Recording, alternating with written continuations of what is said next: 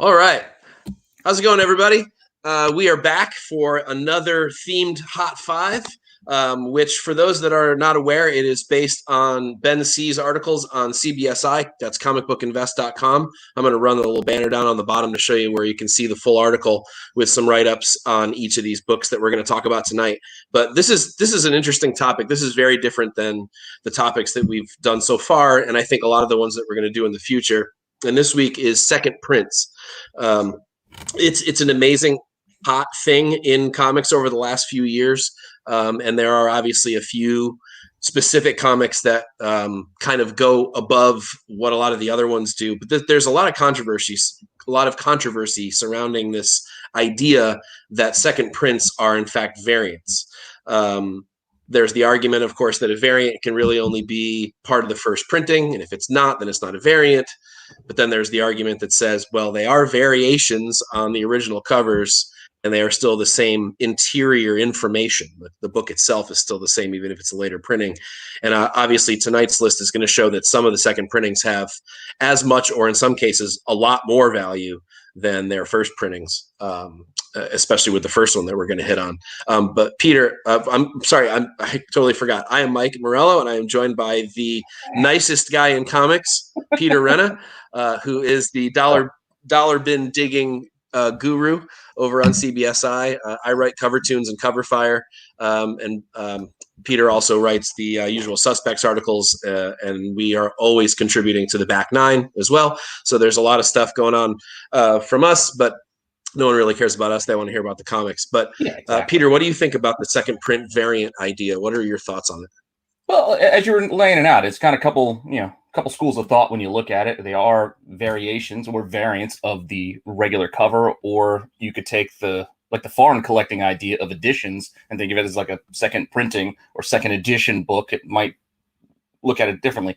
I mean, regardless, it is the book, and whether it came out, months after the first print or not, in some cases, the print runs are lower, which is why some people like to collect them. The covers may be different and more eye-catching than the first print, which may be another reason. It could feature the first appearance of a character, like in the case of that Null, which may be driving people to buy like a third print over the first print, regardless of if it's a first cover or not. It's just people collect what they want to collect, and supply demand. That's the market we live in. So all of a sudden now people like thirds, seconds, fifths. In some cases, with the you go back to those Death of Superman, like that fifth print. I think it's DC Universe. Doomsday book is like one that people like to run after because they're hard to find. Doesn't matter how late of printing it is; it's just hard. There's the Bane one too, the green covered Bane one, and I forget what they all are back then. But I mean, but you bring up an interesting point I hadn't thought of, which is the whole foreign thing. I mean, for the most part, other than the UK in most cases or Canada, most of the other foreigns are technically second or later printings. Usually a year, 2, 5, 10 years after whatever their initial United States printing is. And yet people go crazy for those and spend all kinds of money, especially if they have a new cover on them. In a lot of cases, I'm thinking of the Spider-Mans, for instance, that all have completely original art on them that people go absolutely nuts for. And I think that there's a lot to be said about that. So I don't know why people have such a big problem with it happening here in the United States. But it is what it is. Yeah. There's always going to be people who hate it, and there's going to be people who love it. And I think the first one we're about to pop up, I think, I mean, you had a couple examples, I think, of some second printing. Yeah. Let's bring up our list. Where is it? No. Nah, don't show me close. No one wants to see that. I'm trying to get it going here. Oh, there it is. Okay, cool. That's what I wanted to go with. So, technical difficulties. So obviously there are some second prints that have some really vague variations. The one that comes to mind right away is the Teen Titans 12, which changed from green to red. Not the most amazing change in a second printing, but it is in fact a pretty obvious one. So you should be able to spot that. DC was doing this through New 52 as well as through Rebirth, where they were just changing the colors and the backgrounds on stuff. They did it with Batman Detective, all those have different color backgrounds. So they continued that in through the Rebirth stuff. And then there's stuff like those 2 Venoms there that you've got listed, which are really just interior splash panels used for the covers. And you were saying earlier, and I totally agree. In a lot of cases, they're better covers. Those splash art pages are way better than some of the covers. Yeah. And then I think that Psylocke #1 second print that you have up there, that's got huge value. I think a lot of it has to do with the fact that it's a really sexy cover. It's also Finch, which helps. There's no other way to get that art. So there's that. So I think there's a lot of things driving that particular book. It's also, as you said, I'm assuming all of these, except maybe the Teen Titans, have a lower print run than their first printings. The Teen Titans may actually be a bigger print run.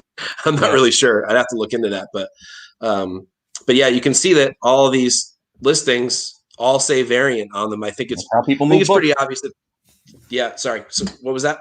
I was just saying that's how people move books. You got to catch the eyes. Yeah. People looking for variants. So I mean, I think whatever your argument is, whichever side it is, I think the market has seen these as variants, and you can argue all you want that they're not. But I think if you're moving books and you're in the speculator investing market and you're going to be moving stuff on eBay or Amazon or wherever you sell your books, you want to say the word variant. That's what people are going to be looking up. That's what it says on the cover. Marvel puts that right on the cover. It says variant edition right on it.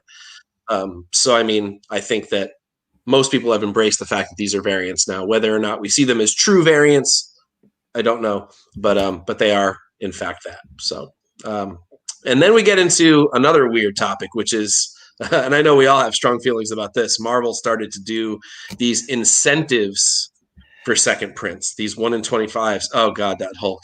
Oh, it's so horrible. This guy started it all. So bad.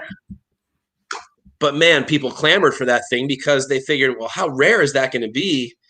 You know, if that's a 1 in 25 for a already low printed second print book that most shops won't ever even get. And there you have it. And they did kind of the same thing with that Venom. And then of course there was Rain there. And that followed pretty much right after the Hulk. I think that was only a few weeks later, if I remember right. But that was the whole Wolverine's daughter nonsense.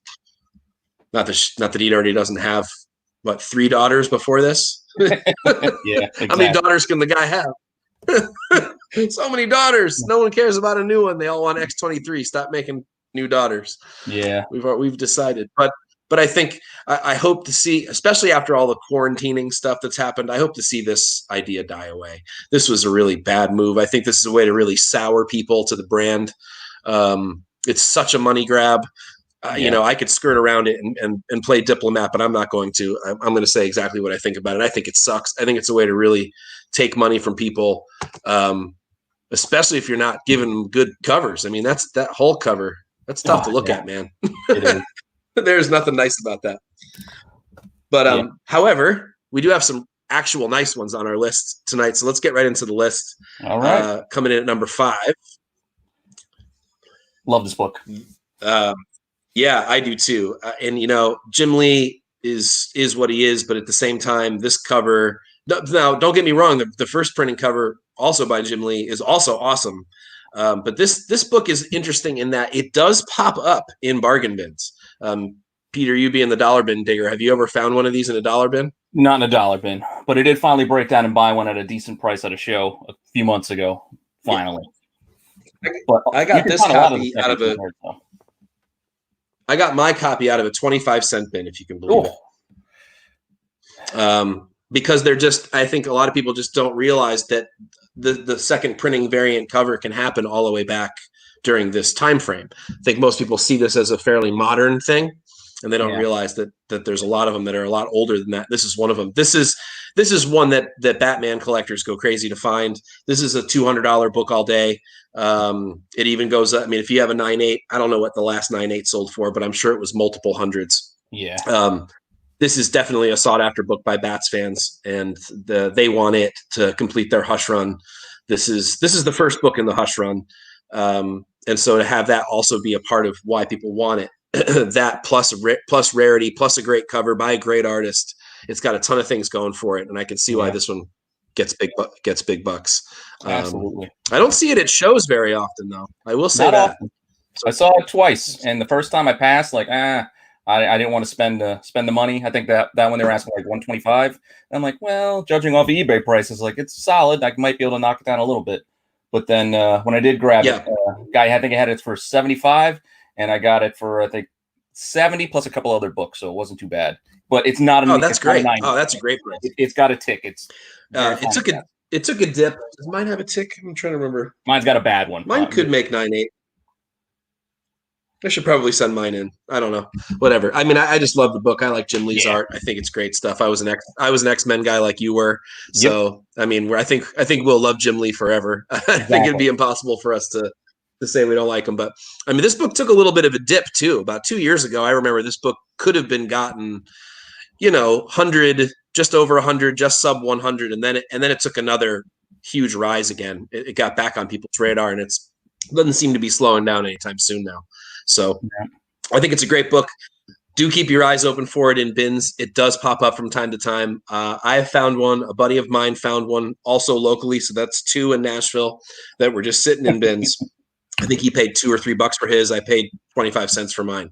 So, I mean, they're there. And I know that sounds kind of, oh yeah, of course you found it.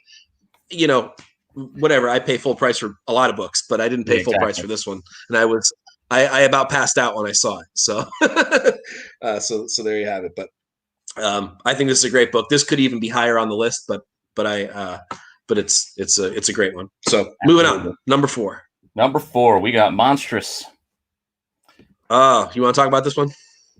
I mean, I ended up getting a copy of this off the shelf when it came out because I didn't grab the first print in time. Heard it was a great book. I was like, oh, I need to, I think issues 2 and 3 were out at the time. So I grabbed 2, 3, and one of this off the shelf. And it's a gorgeous copy that I got, except the back cover's got a crease. So no grading for me, but it's my copy. So it doesn't matter. I like this cover. Yeah. I like the first print cover. And the third, I think, is just a color.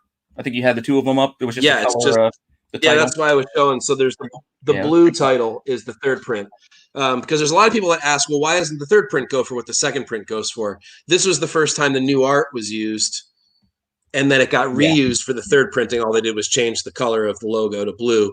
And like you said, these often have a lot of color rub. They have a white cover on the front, but they have a black cover on the back. So if they were stacked, you're going to get a lot of color rub from the book before. And it's the same thing that happens with Spider-Man 298s and 299s. Those white front covers and the black TSR ad on the back always rubs like crazy. So you're going to find it's really tough to find clean copies of this book. As a result, I would challenge anyone to try to find one of these for less than $50 to $75 now. Usually they go for up over 100 or even more if they're in nice shape.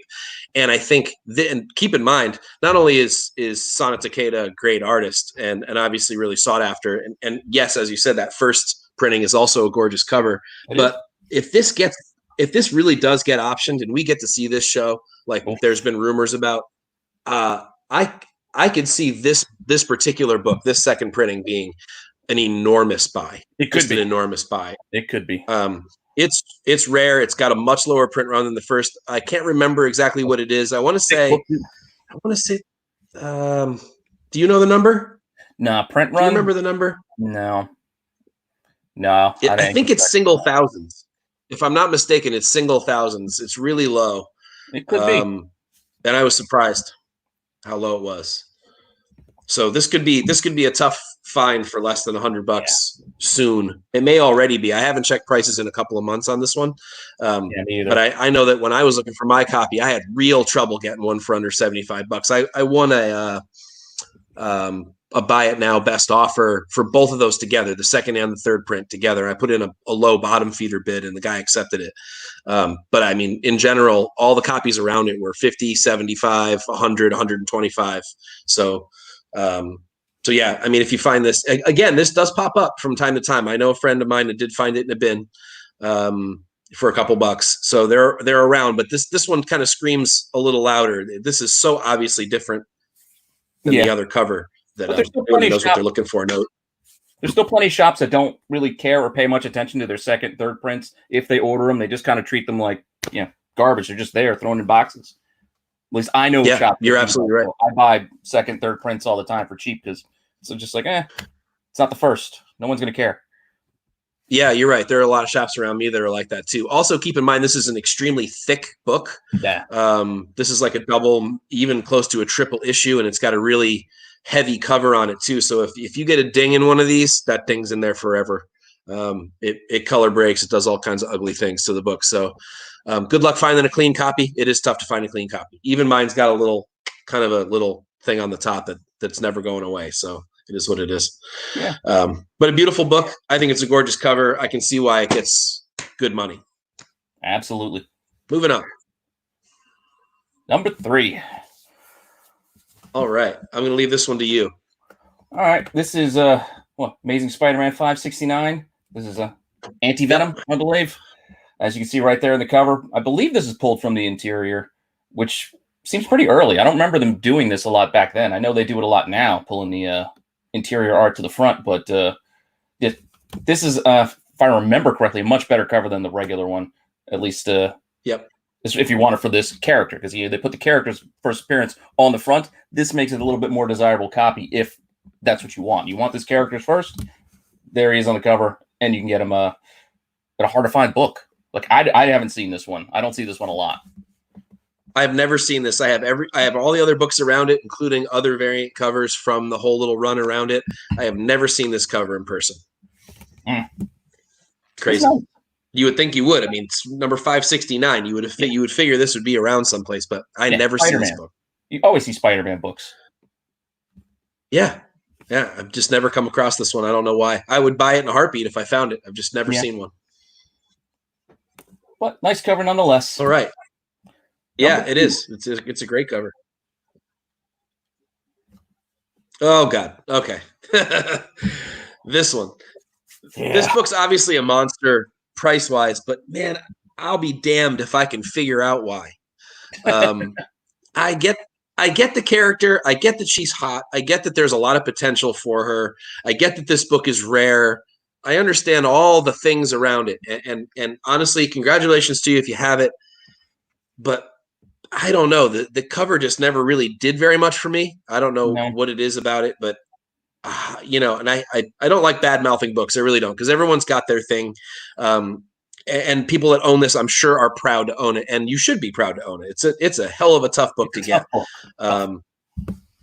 This is a $1,000+ book, I think. Still, I mean, I could look up what's going on right now on eBay, I think it is. But I mean, this is a big boy book. There's no doubt about it. I personally would sell this thing if I ever got my hands on one. But because I just don't get it. The art doesn't do anything for me. I'm not even so sure the character really does all that much for me. But I do get that it's rare. So, I guess it is that. But what are your thoughts on this one?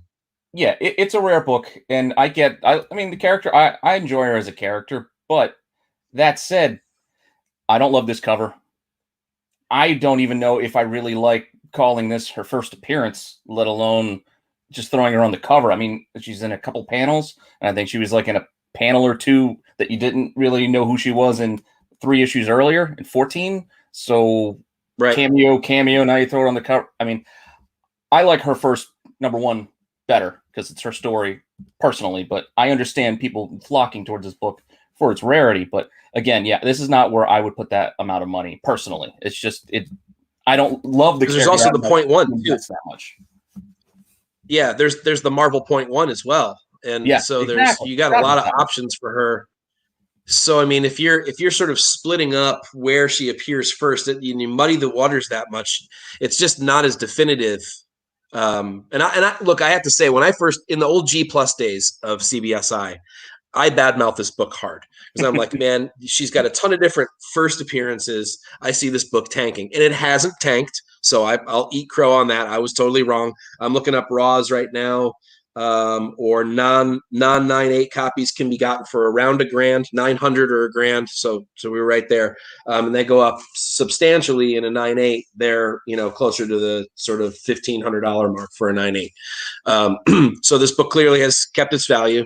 But that's huge for a second print. I mean, where her first appearance is debatable. I don't know. I'm not sure I see it. I'm never going to see it. I'm never going to invest the money in this book. But congratulations to those who own this. I think you could see huge returns, especially if you snag this thing off a rack for $4. So good on you if you did that. All right. Moving on to number 1. The big winner. All right. Teenage Mutant Turtles Ninja is huge. Teenage Mutant Ninja Turtles #1. a book that went through 3 printings that looked like this, which were just sub-magazine sized. So they're really weird to store for those that hate oddly sized books. And then in the 4th printing, it went to a different cover with a color cover that was a regular comic book size. But this book is iconic. I mean, this book defines Copper Age for a lot of people. Yeah. This along with maybe a couple of others like Comico Primer 2 or The Crow or any other number of things. But this book, I mean, the Turtles are still so hot. And you know, give or take all this Jenica stuff that's gone on in the last couple of years, people still love themselves some Turtles. I know. Absolutely. I do. I do not have a 2nd print. I have a 3rd print of this, which, as you can see, is essentially identical to the 2nd print. And I'll pull this out so you can see what you're looking for when you want to look for printing. You're just literally, the book is identical, other than the fact that right up here, you're going to see that it says 3rd printing. On mine, it says 3rd printing. It would say 2nd printing there on the 2nd. And the 1st printing obviously doesn't say anything there. But otherwise, they look identical. I do not believe there's a price change. This is $1.50. The original price, it's on the back. I don't think there was a price change, but I could look into that and see. But they came out pretty close to each other, so I doubt that the price changed very much, if it changed. But it's rare in any of the printings. The 2nd printing is a nice way for people to get their hands on this book in its original format without, you know, blowing tons of huge money on a 1st printing. Although I understand the bug of the 1st printing and why one would want a real 1st. Oh, absolutely. But are you a Turtles guy, Peter? I don't remember. A little bit. Not a huge Turtles guy. I always associated Turtles more with my little brother, and I'm 42. He's 30, 31, 32 now. So I'm a little over 10 years older than him. So Turtles was more his thing than it was mine. Yeah. It was the last cartoon I watched as a kid, and I probably shouldn't have even been watching it. I mean, I was probably already a little too old to be watching cartoons at the time, at least that level of cartoon. Anyway, but I still loved it. I don't know why. It was fun. It just had the right mixture of things to it. And I thought it was great. And I can see why people still love Turtles. I'm not an enormous Turtles fan, but I am proud to own this. But that said, while I'm proud to own this, and I went kind of crazy to get one of these, I would not dump the money on a 1st print. Just because to me it's the same book. So this is an interesting sort of conundrum in that you've got this. Do you invest in the earlier printing, in the 1st printing that's worth so much more than this one? I don't know. I don't know if I would. If I were presented with it, I don't think that I would do it. Just because I have this, and I love owning this, and it's great. It feels like it's the original format. I'll tell you, when I was buying comics in my shops, I never saw one of these in a shop when these came out. I bought this way later. I never saw this come through, and I never saw The Crow come through. Never saw a single copy in person when they were actually out on the stands. That's how tough some of those were to get. But I think right alongside of this, The Crow should be mentioned even. Yeah, I did. I did there's thing up for The Crow for us, so we can see some of these books, as you were pointing out. You can't see on the cover what edition it is. Some of these older books, you have to dig inside to see what copy you're getting. So, cool. Yeah, Crow, you got to get inside. You got to look at that indicia to see what printing you got. Yep. And this also had 3 printings. And again, both of these books are really hard to get in high grade with these black covers. Really hard, especially The Crow, because The Crow has a glossy cover too. So I mean, everything shows up on The Crow, every little blemish. And I think the thing that keeps The Crow from being like the Turtles book is that there's, again, like we were talking about with Kamala Khan, is The Crow's first appearance Caliber Presents? Is it Dead World? Is it The Crow? You know, what do you consider to be the first appearance? It's a toughie. So, but this cover is so beautiful, and so it's become kind of iconic that I think, you know, most people gravitate towards this book. But like, I have a Caliber Presents, but I do not have a Dead World 10. But I still want one of these, and I don't care what printing. I would love to have a Crow. Yeah. So, but it follows the same line of thinking as the Turtles, though, right? You have to go into that indicia to see if it's what printing it is, and that's really the only difference. Is it saying 2nd print or 3rd print? Yeah, I don't know if that bothers a lot of people, but other than that, it's not really a variant. So it's just so that, I guess it holds up there, right? And says Caliber. So Caliber. Yeah, I mean, and Ben, I agree with you. I went with Caliber when I chose to put the money down on one. I chose a Caliber rather than a Crow. I don't know if I kick myself later, but I'm happy to own the Caliber.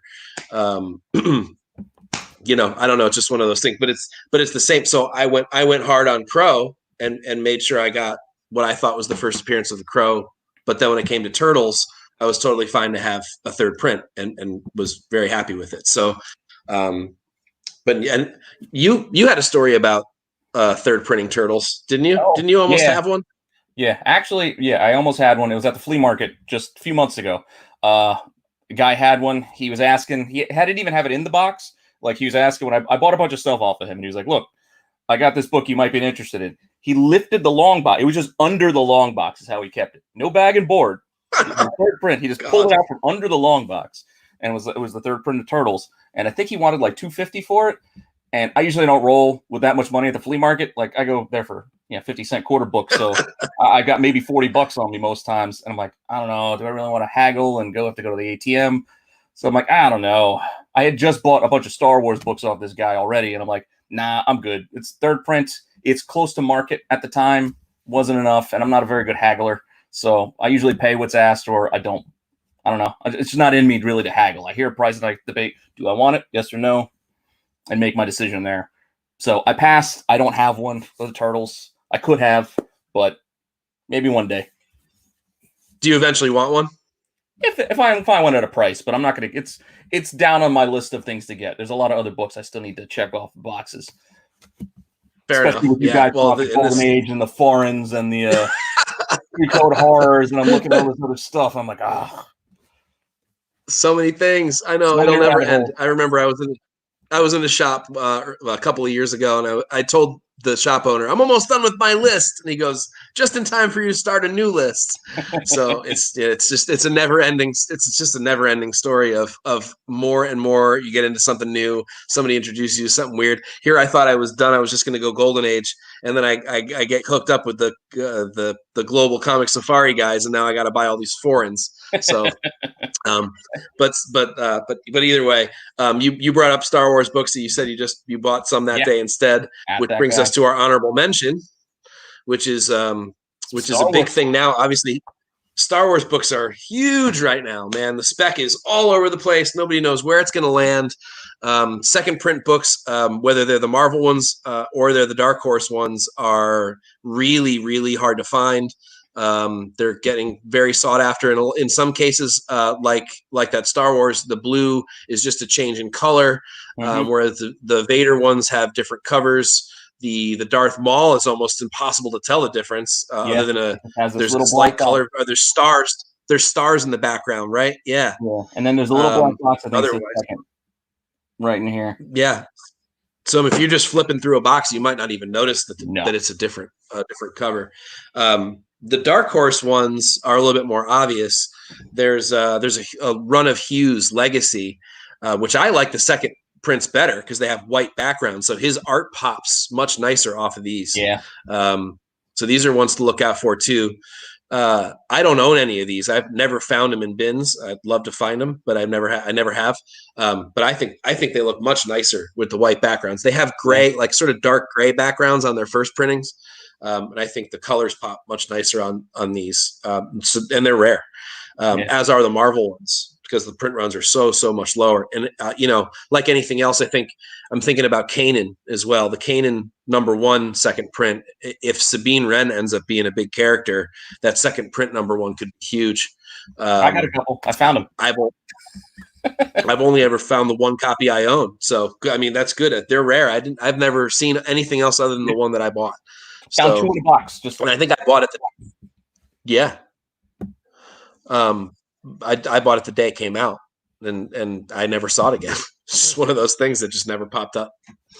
But I think, again, kind of bringing it back around, this is an interesting collecting niche. Some people love this stuff. Some people choose to completely ignore it. 2 of my shops don't even order second prints. They don't even bother. and most of the shops around me that do order a couple of copies, and they often sit on them and don't sell them. So while I'm remembering, I'm going to put the banner back up for where you can check out more, a little bit more detail in the article. Ben C's article, CBSI Steam Top 5. It's up there. Just scroll down just a little bit, or you can click this link and you can get to it there. And you'll get some more in-depth information about not only the honorable mention that's up right now, but also the 5 books that we went over tonight. And we really, really thank everybody for being up, commenting tonight. I'm looking through the comments. Ben mostly talking about the Crow stuff. JJ Maxwell, at one point there were some scammers taking third prints of turtles and bleaching the inside cover to mark out the third print mark. That's good to know. So look really carefully at that area, second and third print area, to see if it looks like it's kind of been washed away.